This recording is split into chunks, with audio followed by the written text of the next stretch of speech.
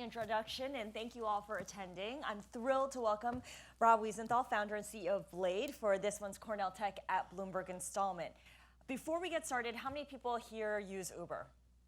Or have used Uber? Okay, as expected. How many people have ridden on a helicopter before? Pretty good. All right, in this middle section. When I was reading up on Rob, I kept seeing Blade described as Uber for helicopters, and it's a pretty lazy way to describe your business because Blade is a lot more than that, but it's an effective way for people who are new to the idea. So let's start at the beginning. We had heard that you were in the music industry before you started Blade. How and when exactly did you come up with the idea for Blade? Set the scene for us. Sure. I think it was about 2012, 2013. I was working for Sony at the time, and I actually did music, movies, and television. And I was lucky enough that a friend was going out to Long Island and invited me on a helicopter. And was leaving from the east side on 34th Street. And we walk on the tarmac, we get in this helicopter, and I see this beautiful helicopter right next to us. And this guy, one guy gets in, this beautiful helicopter, and then we get in, the two of us, this other helicopter. The one next door? One, yeah. And then about 35 minutes, we both landed, and he got out of his alone, and we got out of ours. And I'm saying, like, something is wrong here. And when I was at Sony, aviation actually reported into me, and a helicopter would cost to fly 90 miles about $6,000. So I'm saying to myself, okay, there's six seats in this helicopter. The two of us in this one, there's one guy in the other one. We're going to the exact same place. This doesn't make any sense. So I did a little research, and the average helicopter utilization was 1.7 out of 6 people. So the average helicopter, when it was in air, had 1.7 people inside of it. So I'm saying, well, what can you do to fill that up and basically aggregate that demand and get that price down? Because it just didn't make any sense. Also, it didn't make any sense. You know, my background was entertainment and brands and creating emotional connection with people who watch movies or you know, films or music, and you go to the tarmac and you see these jets and helicopters and you see tail numbers. There's no brands. You go to what they call an FBO, these terminals, and they have like elementary school lighting, and there's like a popcorn machine and old magazines, and no one knows. It's I'm like, and these guys are like zillionaires, and I'm like, this is the experience they have. Like, it made absolutely no sense to me. So when I was at Sony, we did a lot of works with patents. Tons. Sony has millions of patents, so I knew a little about patents. So I called up this great attorney, and I said, look, got this idea. I said, could I get a business process patent for crowdsourcing transportation over a mobile app? That was the idea. And he thought a lot about it, and he said, no.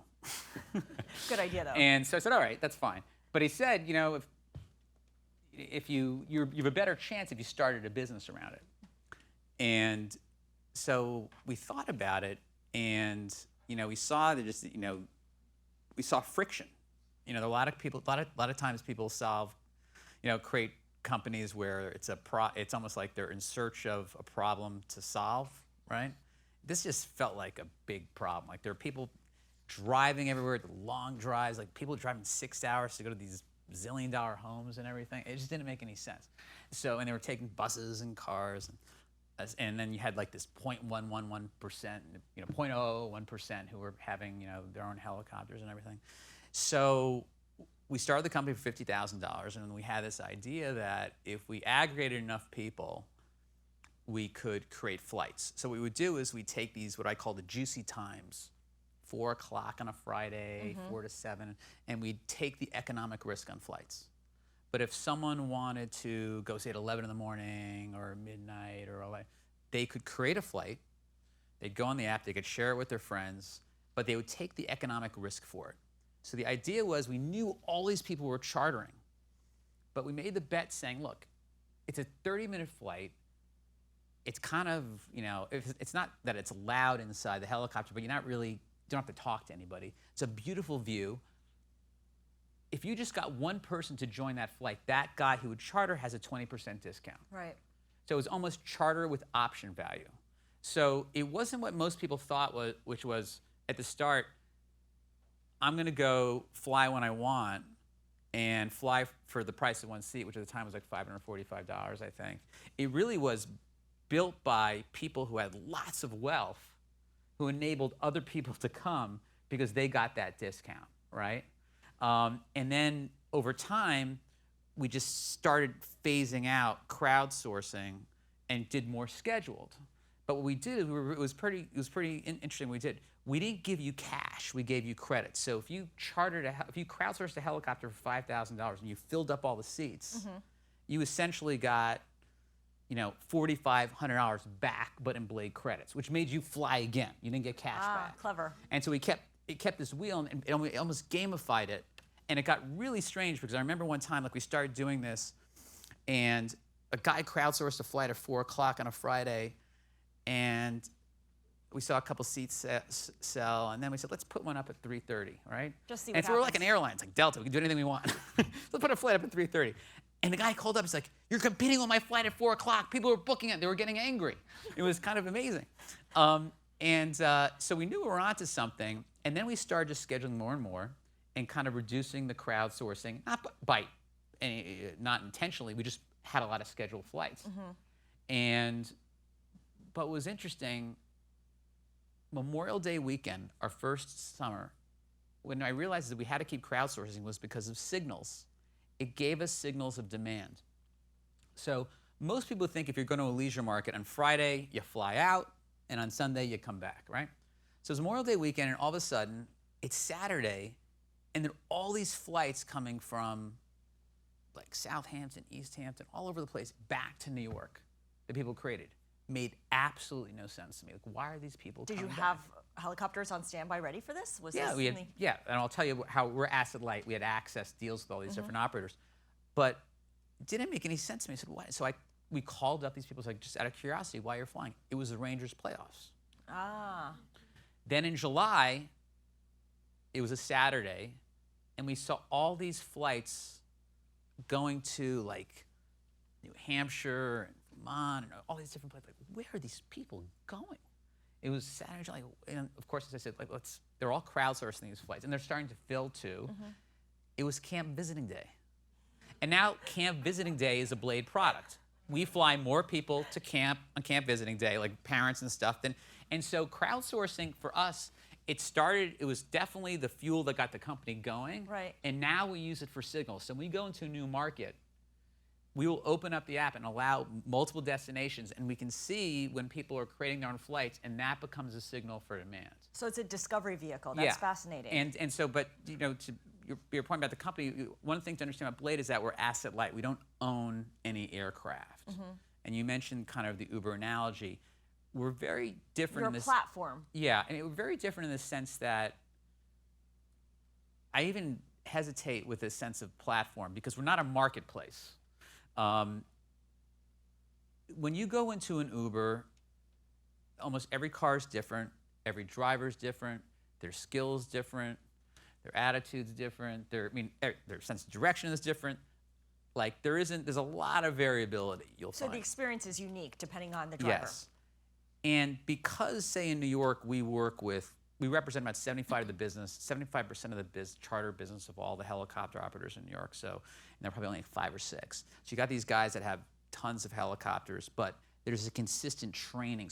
So instead of saying hundreds of thousands of drivers and who just download an app, put it on their window and start driving, we're dealing with FAA-trained pilots who work for one organization that have their own level of safety and training. And then beyond that, we have our own head of safety and training because we're not operators, but we want a consistent experience. And what we found is it's very different for a pilot to fly a couple people who know each other than 6 people who don't know each other. Explain that. Helicopters have always been a B2B product.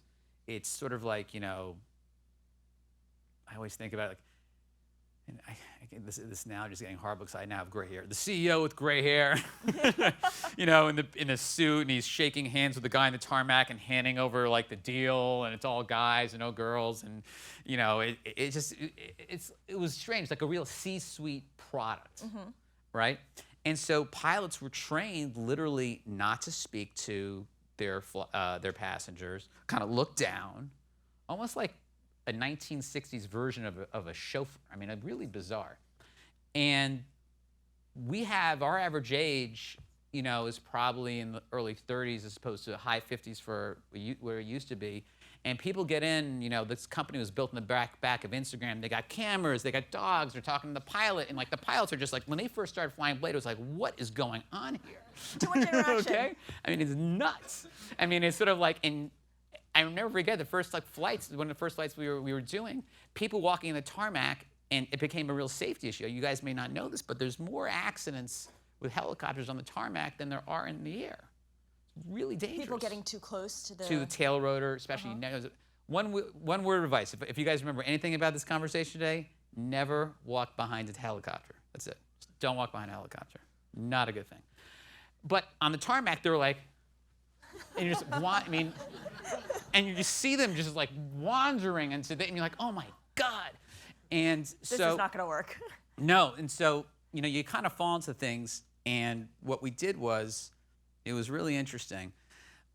We're known now for our lounge and terminal network. There's a moat around New York City. There's no way to fly into Manhattan now without going through or around a Blade lounge. And people go to us and say all the time and say, like, why do you do these lounges? How did you come up with this idea of the lounges? And the lounges are so fun because the average passenger comes 45 minutes before their flight, which means they're not late. What really happened was, on East 34th Street, there was an FBO, Atlantic Aviation, and during Hurricane Sandy, their entire FBO got destroyed. So they built a new one next door. And the old one was still there, but just destroyed. So when I spoke to them, and I had to go over to Atlantic with my hat in hand and say, look, we're starting the service, and like the 80th guy in the history of New York to think that they can, create a helicopter company or a short distance aviation company. And they said, okay, fine, you start. And they didn't think it would go anywhere. And then all of a sudden, all these young people started coming. But what they didn't realize is that on a Friday in New York in the summer, there was like Henry Kravis and there's like Donna Karan, and like people were like doing selfies and they're like drinking rosé, and they're like, this is not going to work. You're not going to be here anymore. There's a building over there that's bombed out after Sandy. Load all your passengers over there. So what do? We call up ABC Carpets and we say, look, we're starting this company. Can you give us free furniture? Maybe people see it and buy it. And all of a sudden, we created this lounge experience. But we created the lounge experience. It was almost like an Animal House thing. We were kicked out of necessity, of basically. the FBO. And they said, why did you start serving rosé, which became famous for like our sippy cups and everything. Rosé sippy cups. Actually, do you have any of those cups? We'll show one. So and people said, why were you serving rosé? We were actually scared the helicopters weren't going to come. And we figured if we serve rosé, maybe they'd be a little bit more. And also a lot of people, 75% of the people who flew Blade never flew a helicopter before, and they were scared. So it calmed them down. All these things seems like genius marketing moves right now. Absolutely not the case. It was really, it just kind of, you fell into it. But, right now it's been a big transition because, we're now, name of the company is Blade Urban Air Mobility, and our focus is removing friction from people's lives and getting that price down. Okay, so price down, I went on your website, and it's $195 from Manhattan to JFK. Correct. That's a flat fee. No surge pricing. No surge pricing, no add-ons, no upsell, 6 no days a week. conditions. Okay. Nothing. Where did it start at when you launched in 2014? That was $695. $695 a person to $195. $695, and we couldn't. We were too scared of taking the economic risk. That was $695, and you got your own aircraft during certain hours, and maybe we'd put other people in it. It was a mess. So there are conditions. It was kind of ride sharing, all of that. It was a mess. How did you get it down consistently from $695 to $195? It's a really good question. There's a chicken and egg when it comes to aviation, which is with a schedule, a really robust schedule, you don't get people, and without people, you can't really afford to put a schedule on. So you really have to invest into a market and get that utilization up, and so we realized that the problem we had to solve was it was easy to get people to the airport because they could land and we can put them in the car, and that car would take them to your terminal. We first did a deal with Delta, and we're now partnered with American. And American, at the time we first started with Delta, Delta would actually drive to the helicopter, bring you through a private security, and bring you right in the plane. It was really terrific. But the returns were really complicated because your plane could be late. Some people go, have bags. Some people don't. Some people are going through customs because they're going internationally. So what it was all about was flying every 20 minutes. That was it. They said, we're going to fly every 20 minutes, there and back. It's like a so bus no matter shuttle. when you land, and we have a network of cars, so when you get out, you have a greeter, it takes you, and this is all included in the $195. They put you in a car and they take you to the helicopter, and then you go to the west side. And right now, we're very focused. This is, a lot of this is about City 2.0. I mean, this city that we live in right now, swells up to 10 million people on a day. It's got 4 million residents, and the streets are meant, from the 1700s for horses, and you see these townhouses and brownstones that are up here up steps because plumbing only went down. We have 170,000 Ubers and Lyft and ride-sharing cars in New York City clogging the streets, and the average speed has gone down from 11 miles an hour to 7.8 or something like that. So we see all those frictions. Like, look, we got three choices. You can make the streets wider. It's not going to happen. You can do what Elon Musk wants to do and go underground. We already got subways, so that's not happening here. Or you're going to go in the air. It's going to happen in the air. And we're betting big on the air. And today it's helicopters, and in the future it's going to be what they call eVTOL, electric vertical takeoff or landing vehicles. And our view early on was that eVTOL was going to take a longer time. And that the only difference from what we're doing today and what people will be doing in the future is that the aircraft that we're using are louder and require more maintenance. That's about it. And I think that what we've effectively done over the past 4 or 5 years is leverage the kind of early adopter, high net worth flyer. The CEOs. Yeah, well, CEOs or the people going to the Hamptons or whatever, to go essentially fund lower cost products like this airport product. So not unlike, we take like Tesla 10 years ago, you saw them every now and then, and you're like, wow, they were $150,000 and they go 70 miles before they need a charge. Now they're $38,000. Those guys that bought Teslas for $150,000, not that you're thanking them, but if you feel free to thank them if you want, but they paved the way for that car to get become a lower cost. So, and also it helps, in terms of building the brand and the experience and giving you the know-how. And obviously those flyers are extremely demanding, but this is a drive down to get that cost down. And we're doing that by utilization, by frequency, and joint ventures. So the helicopter that you go in, or one of the helicopters you go in when you go to JFK, it's a joint venture with Bell. We have joint ventures with Lockheed, and one of our largest investors is Airbus. And what they want to understand is urban air mobility, because most people don't think about it, but they're not exactly customer-facing companies. I mean, those are not customer-facing companies. And helicopters are really meant for the military, oil field services, forestry, electrical work, EMS, emergency, emergency medical. And one day somebody said, I got an idea, like, let's take people, let's throw leather seats in them. And we're actually realizing, like, these helicopters are actually not meant to take people. I mean, they are because they got seats, but they got constructed 4-point seat belts, and they got these wild headphones, and you can't see the pilot. I mean, it's just not meant for the use. So, we've given Bell over 150 things to work on for conventional helicopters that have nothing to do with propulsion or aerodynamics, that are just little things that we notice, everything from the kind of dimensions of bags to in having physically challenged people get in a helicopter to how does a pilot actually lean back and tell you to put on the headphones, and a 4-point seatbelt that essentially, unless you've raced Daytona, there's no way you're ever putting a seatbelt on, right? And we have to move. We have to, what's called quick turns going to JFK. So we can't sit and give a 20-minute education of what it's, how to be a passenger in a helicopter, and we're doing it. So I think that's going to be some great learnings for Sikorsky and for Bell and for Airbus. So we're excited to see those actually hit the market, which will probably happen before eVTOL gets here. But in the meantime, you're doing that. That's on you, and that's your burden. How do you get people to understand what the experience entails if 75% of your passengers have never ridden a helicopter before? Well, it's a lot of marketing. And so if we're a big believer, and this has nothing to do with my age, but we do a lot of video, both digitally and also even on TV. We advertise on Bloomberg, we advertise on CNBC, we advertise all over the city through MSOs, by zip code, and we show the end-to-end experience.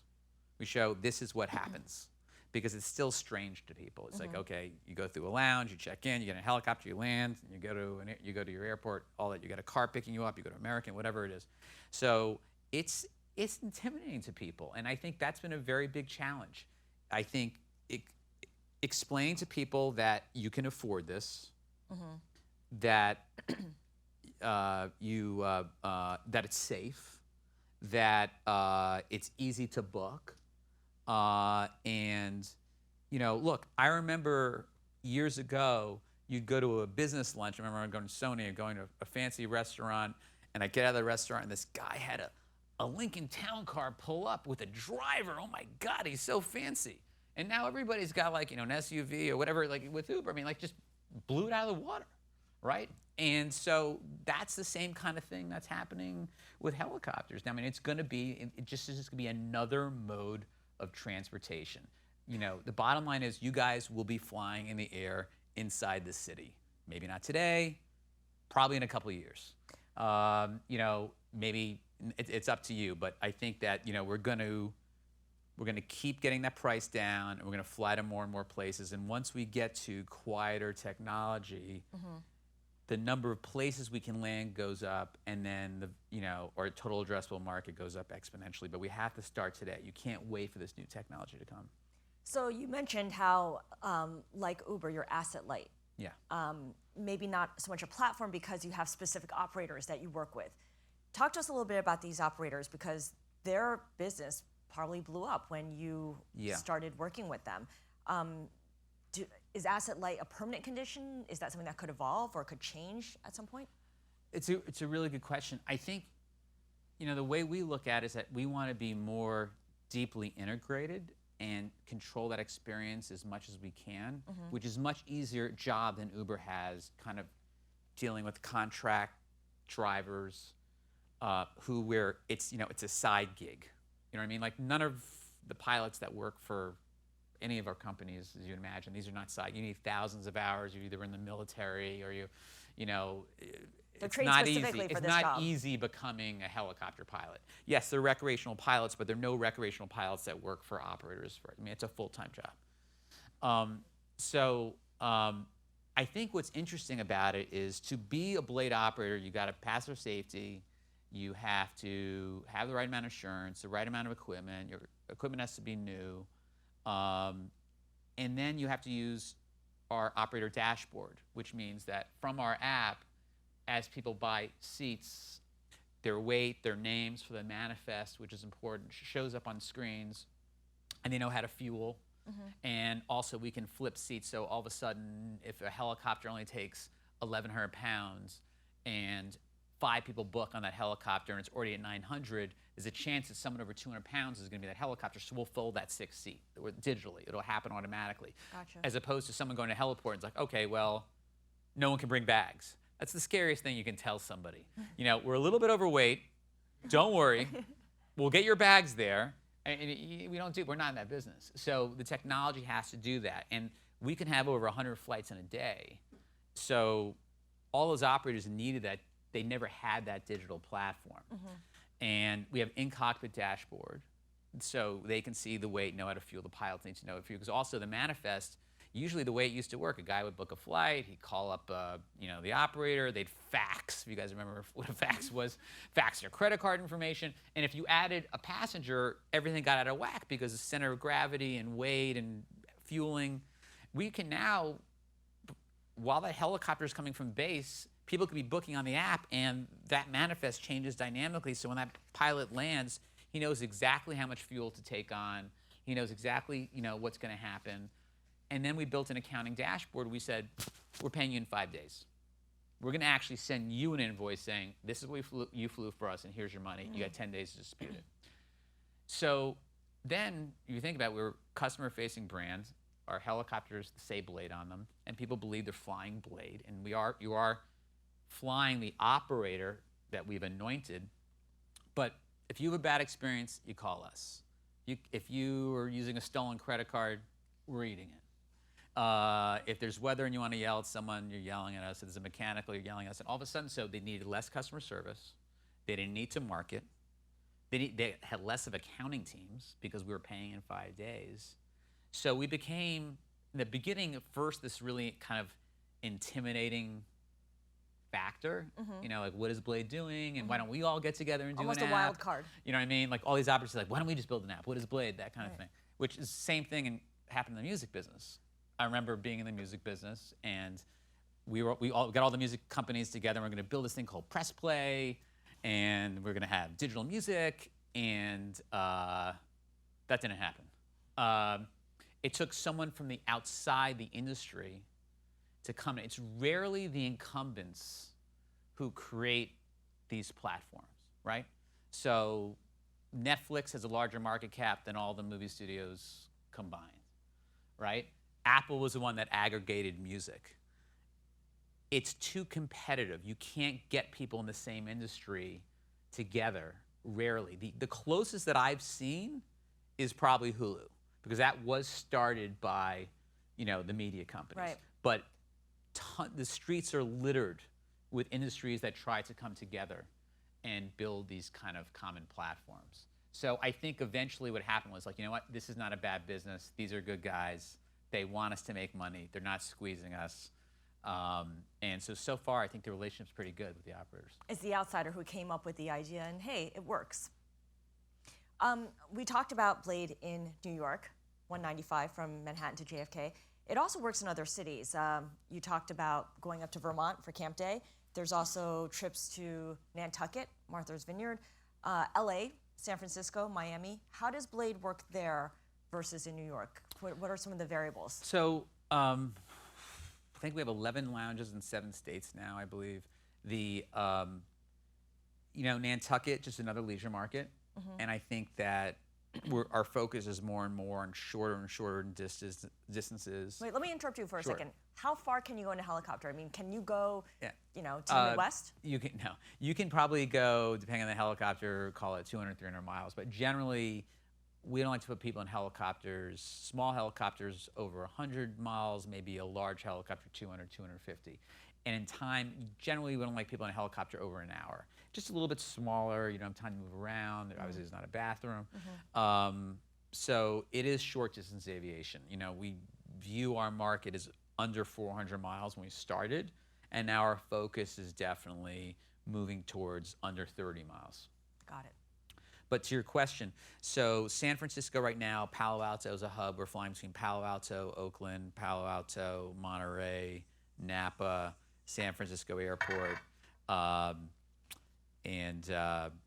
That is just started. That seems to be going pretty well. Obviously, the mother load is downtown San Francisco. There's no place to land there yet, but we'll be hard to work at that. How much space do you need to land? It's not a question of space. Believe me, there's plenty of space to land. It's really about regulatory. Okay. San Francisco is not the most helicopter-friendly city. In fact, it's the only city that I've ever heard of that actually had a website to petition to get rid of a helipad at a hospital. Okay, so because of the noise. So I'm like, oh my God, we're gonna go to San Francisco. This sounds like, what a great idea. Los Angeles we had the very first rooftop lounge in America for a heliport in downtown Los Angeles, and many of you guys know there's a huge resurgence in downtown Los Angeles now. It was kind of this corporate wasteland for a while, and now it's like great hotels, lots of cool companies, restaurants. I mean, it's really incredible what's happened there. And so we have a rooftop lounge that's across from the Staples Center. So we now have people that go from Santa Monica or even LAX. They'll go to Lakers games. Right. They'll go to the Grammys. And so definitely Santa Monica. We also have a pad in Malibu that we use. So, and again, what's the mother lode for us there? We got to have West Hollywood, Century City, or Beverly Hills. We don't have any of that yet, but we will. And so, relighting existing helipads is a big part of what we're focused on, and then preparing for infrastructure for eVTOL also. And we talked about it earlier. One of our largest investors is Colony Capital, a real estate company. It's because how important that infrastructure is to our business today and our business going forward. We'll get to that shortly, but as you talk about your presence in other American cities, you also are planning to launch in India later this year. So why India as your first market? There are a lot of places you could operate in if you're looking at short distance. Why India? Well, there are a couple of reasons. I was on the team that said, "How about south of France?" The congestion is, as you can imagine, is incredible. There's a huge consumer class that's emerged, but it really was about our local partner there. Our local partner has one of the largest television networks there with over 55 million subscribers that we're going to be leveraging. The largest high-end travel agency in all of India, and very good, strong government relations, and they also funded the majority of the venture. So having a great local partner is always paramount to us. But also, we're flying between, for those of you who know Mumbai, we're flying between Mahalakshmi and Pune, which is a 6-hour drive or a 30-minute flight. So when we look at ratios of drive time to flight time, I mean, even, Kennedy's probably the 5 minutes to Kennedy versus 2 hours from the west side. That's the only thing that beats it. That's an incredible opportunity, and I think the Indian government knows that billions and billions of dollars have been wasted because of the inefficiency of the infrastructure in Mumbai and Delhi. As a business person coming from another country, you can basically go to one city a day. You can do one meeting a day or 2 meetings. We can change that.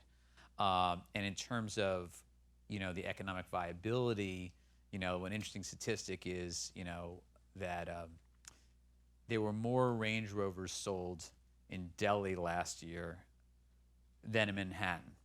Now, that doesn't sound maybe that impressive because obviously Delhi is pretty big. But a Range Rover in Delhi costs $350,000. Base price? Yeah, base price. So we know that there's a segment of the population that can afford it. And again, the goal is, like we did in New York, get that upper echelon there and drive that price down, get the volume, build the awareness. So that is not just a 1% product or service. It can't be. It just, if we're going to scale, and what our mission is, which is getting, it can't be a product for the rich. And it shouldn't be a product only for the rich. It has, we're in this world of what we call multimodality right now, and all you guys are part of it. And there's no question in my mind that you guys, there are going to be people who are getting bikes on street corners and scooters and cars and helicopters and eVTOL. It doesn't make any sense that you are constricted to one type of trains, whatever it is, one type of transportation. And you actually see that. The first time I saw it was, with Blade, people who would own helicopters, but they didn't have all their executives with them, and they'd fly alone buying a seat, and sometimes they would take a bus or a train or a car. Like, we see, it used to be people were very segmented, right? It's not that way anymore. It's been very, people are taking whatever the right equipment is for the mission. And so we're big believers in that. And I think if you really want to participate in that universe, you better get the price down. How do you think about Blade's expansion and choosing new markets, whether it's someplace in India versus balancing that against developing deeper integrations in your existing markets? I mean, you mentioned San Francisco or the Bay Area more specifically, and how San Francisco would be something that like one day you could delve into more. Wouldn't it make more sense to figure that out rather than expand out? 100%. I mean, Mumbai was an opportunistic situation. We will never show an investor a map of like, here's the world and Blade is in every city. We want to be an inch wide and a mile deep. I believe there is probably $400 million worth of short distance aviation revenues or urban air mobility revenues to be had in New York City. Blade had revenues last year of 25. So I see a lot of growth in New York right now. But how many helicopters can you have in the sky at once? It doesn't require that many, believe it or not, even at 195. I mean, I think that's your, talking about some of these large companies, we don't have $10 billion of revenue. So for us to go from 25 million to 400, that's pretty good. So we have a lot of room to scale. And again, I think that this will be a solution. A lot of people say, oh, well, we're out, Blade's out to solve the congestion problem. No, we're not. We're not going to solve the congestion. That much I can promise you. But we are going to provide an option. And we are going to provide, there will be times that you decide this is the way I want to go to the airport, or this is why I want to go somewhere. It's going to be a choice. And you're going to have to humor me. I said to you I would do this right now. It's 6:49 right now. And what we're going to do is take a look at the Uber app. And we're going to see how much it costs to go from the west side, go right around west side, right? Do you ever take Uber, by the way? All the time. I'm just like any of you. Okay, let's see. Perfect. West side to JFK. Before you even look at it, what do you think it's going to show you? I think it's going to be probably about $200. We're about 195. I hope it's more than 195. That's what I'm. Otherwise, if it's close, I think it'll be okay. Let's see. Let's see. Okay, so put that in JFK.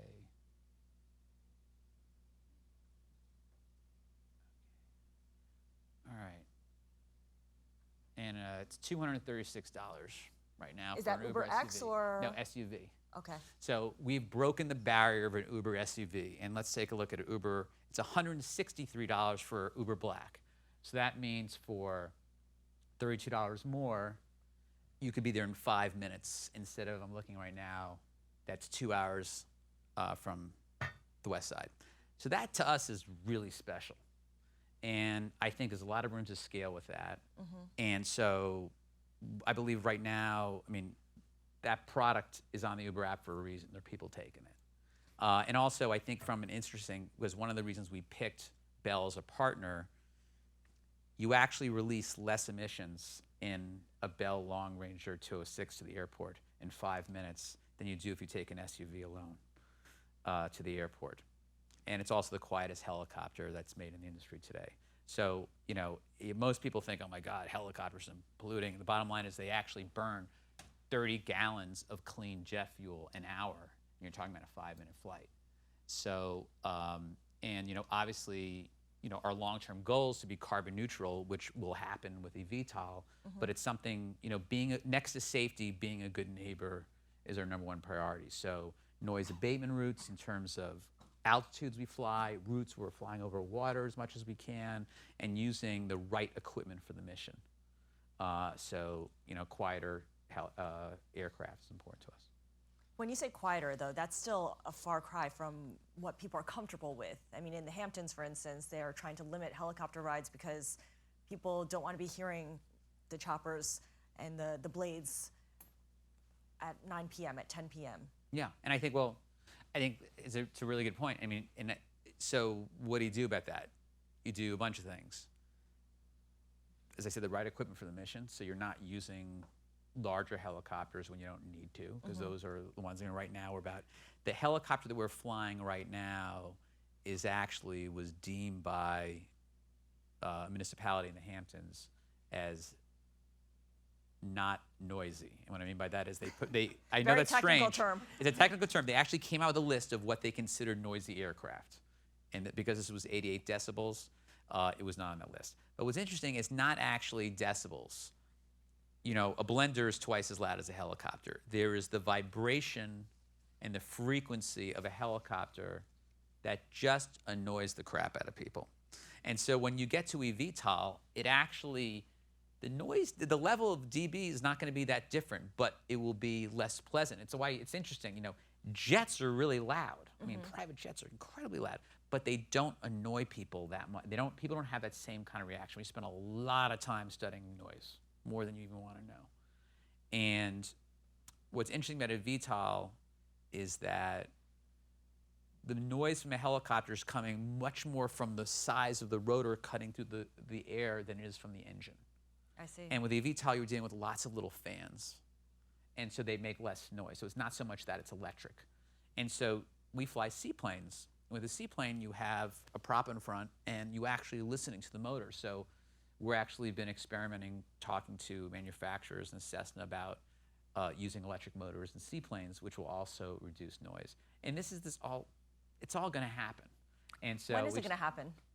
That's a really good question. I think quieter aircraft, conventional helicopters is happening all day long, right? They're getting quieter and quieter each year. eVTOL, you know, where you were talking about Uber Elevate and things like that, which is electric vertical takeoff and landing, you know, sometimes people call them spaceships, flying taxis, tilt rotor, drones, whatever you want to call them. You know, I think that's kind of feels like 5 to 10 years at this point. I think, you know, Uber's made pronouncements about 2020. Don't think it's going to happen 21, 22, 23. I think it's tough. I frankly think what happened with the Boeing 737 MAX is going to set things back.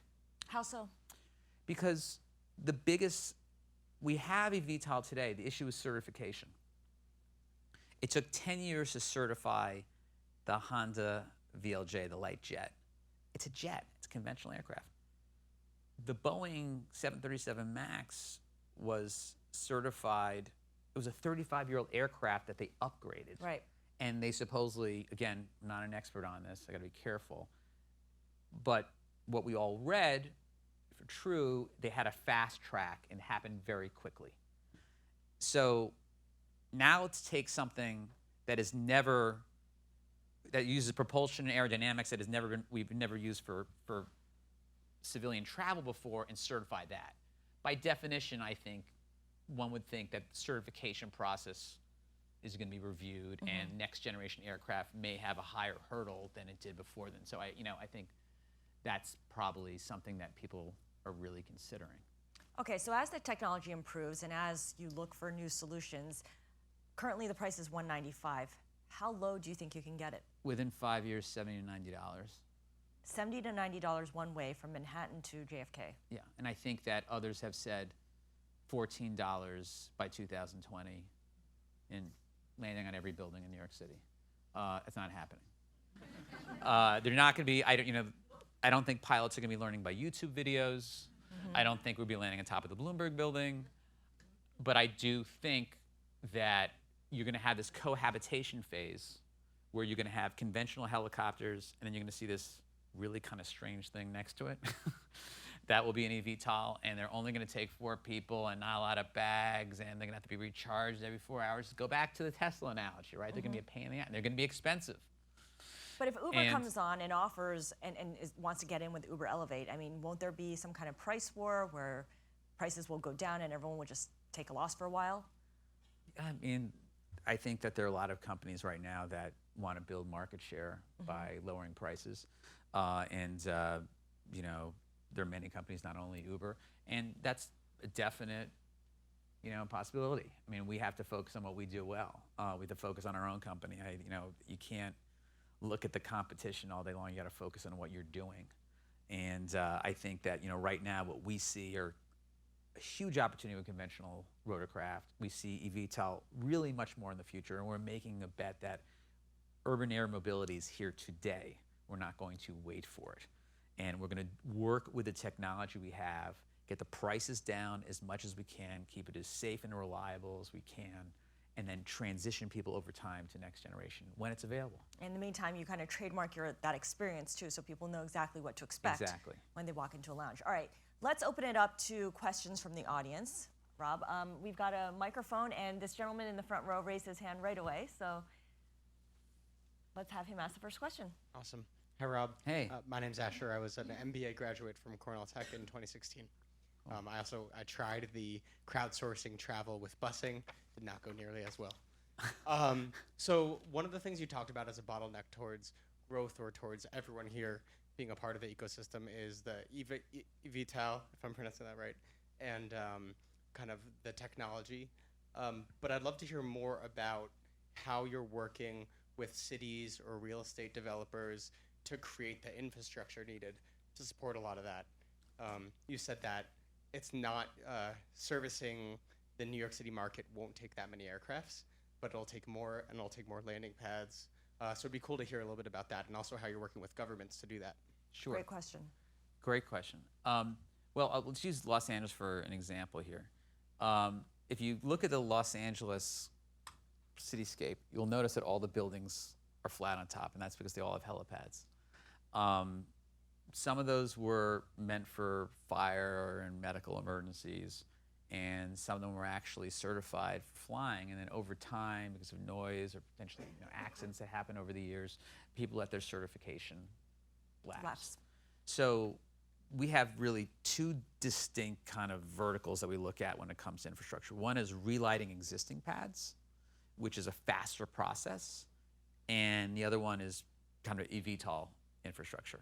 And so we have a relationship, working group with Vornado that actually is a developer of this fine building here, where we're saying like, okay, well, if you're planning now a building that's not going to be built for 5 to 10 years, you need to start thinking about eVTOL, right? And how are you going to accommodate this next generation type of aircraft? So we have a small team in place at Blade, and they think about things like, okay, how many amps do we need on the roof, and is there a line of sight in terms of, for a flight pattern? Are there buildings that are, superseding it on each side where an aircraft is going to have to kind of drop down? Do you have a private elevator that's secure that people from the outside can get to straight to the roof? Where are we processing people for security? So all these different things. And it's resonating with real estate developers. And I think that what you don't want to be is that guy that built this building and it comes online in 2030 or 2028 and eVTOL's thing, and the guy across the street has it, and you don't. Yeah. So that's why Colony Capital has been so important to us. And I think they're what we like to say, we call them skyports. I would say within the next couple of years, there are buildings that will go up that have hidden skyports. And what I mean by that is they've arranged for space that are being used for other purposes, that one day they're going to knock down walls and they have the wiring and they have everything needed, and they're going to turn into landing zones. Because they can't, it's not something that you can retrofit later in time. But these buildings could go up ahead of time, and you need some kind of use for it before then. So flexible space, essentially. Yeah, as much as you can. What about working with local governments? In terms of, I think a lot of what we do with local governments is right now is dealing with the issues that you raised. When is it explaining to people about this is a viable, cost-effective manner of travel. That dealing with the noise issue. We didn't talk about voluntary curfews, but we don't do scheduled service at 10 o'clock at night to places. We could, but we don't. We're not flying at 6 in the morning with scheduled, with flights that are scheduled. The kind of aircraft, really education, because from a political perspective with governments, if you're running for office, stopping noise is a pretty easy thing to get voters behind. So you're not really segregating anybody who says, no, we want noise. So it's a really easy thing to go after, and we have to kind of separate, back from fiction. And also to let people know there is a light at the end of this tunnel. Let us build this infrastructure. Let us fly people. Let us be smart and good neighbors, and let this transition happen. Okay, and because it's not going to be this way forever. I like what you bring up, though, that you have to convince politicians, because I think of the whole effort to bring Amazon into New York City, and they were going to build a building, right, in Queens, and there was going to be a helipad. I mean, this was a big talking point among opponents of Amazon coming to New York. There's going to be a helipad where Jeff Bezos would be able to come out and go right downstairs to his office. I mean, that's something that you have to tell politicians, you know what, stand firm on that. It's showing that, you know, and why did I go and show you on this Uber app? Because most of you guys probably didn't believe that this would be cheaper. You know, and excuse my language, taking the douche factor out of helicopters is one of my #1 priorities. And it is a struggle because there just isn't a lot of sympathy for this industry. And that's why, you know, we're not called a helicopter company, we're an urban air mobility company, because we really do view this as, you know, this is a choice. You're flying by air.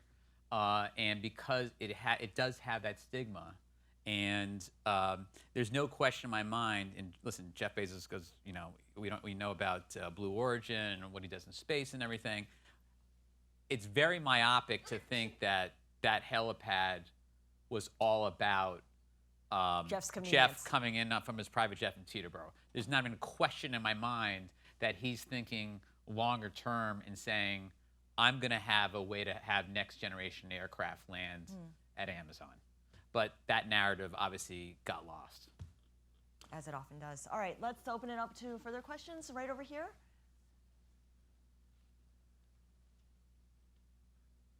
Hello, my name is Kathleen Gowder, CSM for Hire. See me after. Thank you so much. I was definitely enraptured by what you're saying. Like, this is a whole world I didn't even know about. And congrats on all the success that you've had as well. I would love to kind of switch gears a little bit, and especially because I've recently been wrongfully terminated from my job, so I've been thinking a lot about the challenges that people face in their careers. So if you could please talk about a time that was maybe a really big challenge for you and how you got over it. Sure. Well, I think what I would say is that, you know, when I worked for Sony, there were 165,000 employees. When I worked for Warner's, there was 6,000 employees. I think First Boston had somewhere in the high thousands, and right now Blade is, you know, in terms of full time, about 25 people. And what I wanted to do was I wanted to take all the good things from a big company and bring them over and try to leave some of the bad things behind. And I think you know, big companies were very challenging for me. And I felt that I was always put in a lane. And I think at big companies, you're a numbers guy, you're not creative. You're a creative guy, you don't know numbers. You know, I remember going to marketing meetings for films at Columbia Pictures, and people were like, well, why is, I was a CFO, like, why is a CFO, like, you know, what are you doing here? And I'm like, you know, I have a view. Since I've been at Blade, I've produced 17 TV. People say, what's it like leaving the entertainment industry? I produced 17 TV commercials. I buy music for our commercials. You know, I think a great product is something that tells a story. A great song tells a story. A great movie tells a story. That's what we started with Blade. We tell a story and try to create an emotional connection with our flyers. And I think that it was a very big challenge for me to tolerate people putting me in a lane in a big company. And I think that is something that is an issue. And I think at Blade, what we try to do is, like, we want you to try new muscles. You think you have a marketing muscle? Go for it. Try it. And if you're bad at it, we'll tell you, and you'll go back to your day job, okay? But, you know, we're going to let you try. And we kind of have a motto saying, like, look, we're going to give you the car. You can dent it, you can scratch it, but just don't crash it, okay? So, you know, whether it's like a new product and things like that, you know, as long as it doesn't impact, you know, safety of our passengers or reputation, you know, our fiscal viability, we want people to try, and there are going to be products that work and products that don't. And we want people to not be put in lanes, because I think it's just too easy for these big companies. You know, it's easy for these big companies to do it. You know, you have a job, you're a finance guy, you're in the finance team, you stay there. Like, why would you take a bet on someone in finance to do marketing? It just doesn't happen. So that was a very big challenge for me, and it's ultimately probably why, you know, one of the big reasons why I decided that I was going to try to do something on my own, because I felt that I had these muscles that were much more creative than financial, and that's what I wanted to explore. So that's my answer to you. It was tough. And one last question, right here in the back. Thank you. Hi. Hey. So I work on PR for some of the coolest startups in the city. So I have a buzzword question. Do you use any machine learning or AI technologies? Right away when you mentioned sort of optimizing the route based on the weights as they come in, machine learning was the first thing that came to my mind. Well, I tell you what we do a lot of, which is a bit of machine learning. I don't want to make it like, we're not coming up with a cure for a rare disease at Blade, all right? Geo has been very, very powerful for us. So most of our users allow us on an opt-in basis to know where they are. So we can tell when people are, if they're packing at home or they're packing at the office in terms of where they're coming from before they go to heliport. So load balancing the east side heliport versus the west side heliport versus Wall Street, seeing where people are at different times, when they're commuting, all those different things definitely from a digital perspective are going into an alchemy digitally to come up with signals for us to decide where we're launching flights, how many flights, how to optimize our schedule and such. It isn't, I would say the signals are automated and they give us these proposals, but ultimately it's a human that's making the decision of what to add. So, we're going to get to the point where maybe it's automated, it's not automated for us now, but definitely the aggregation of all that information I would put it in the machine learning category for sure. All right, thank you so much. Thank you. Rob, great conversation. All right.